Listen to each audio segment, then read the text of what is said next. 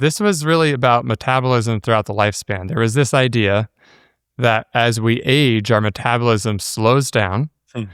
And sort of the reason that we're gaining weight into our 30s, 40s, and 50s is because of that slow metabolism, right? I hear people say, when I was in college, I could eat whatever I want, and I was very slim, right? And now I can't do that. Can you tell us first, just what did you find? What was the biggest surprise when you looked across the lifespan from like 8 days old to 95 years across all these Yeah, stages? yeah. This is a big study. Multiple labs put their data together. We ended up with like 6,200 and some people, maybe 6,400 some people in this data set. So it's a really full picture of what's going on from birth basically until really old age.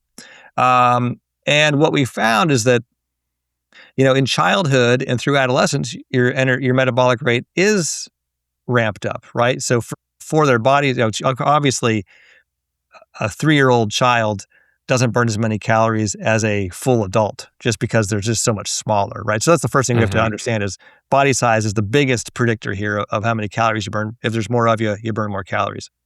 But so taking that aside, holding body size constant or asking, for your body size, is your metabolic rate fast or slow?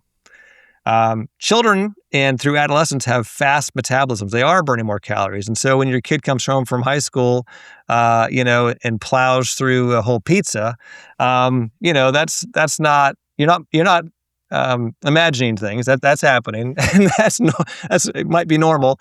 Their metabolism really is really fast. But by the time, college is sort of the end of that sweet spot period. It's the end of the golden days, because by the time you're 21, 22, maybe it pushed a little bit, but early 20s, your metabolism kind of hits your adult level, right? And it's steady there from your mid 20s all the way into your late 50s. And so that weight that you're gaining in your 30s and 40s, and even maybe at the end of your 20s. It's not because your metabolism is slowing down. Your metabolism is actually super steady throughout that period. It's that you're not eating. You're eating too many calories, basically. And there's reasons for that. Not to put the blame on people. Obviously, our food environments, the kind of things we are surrounded with in the supermarket or the restaurants, make it too easy to do that. So I'm not trying to blame people for their, entirely. But that is. The math of it is that you're eating more calories, and your metabolism isn't really slowing down. Isn't that interesting?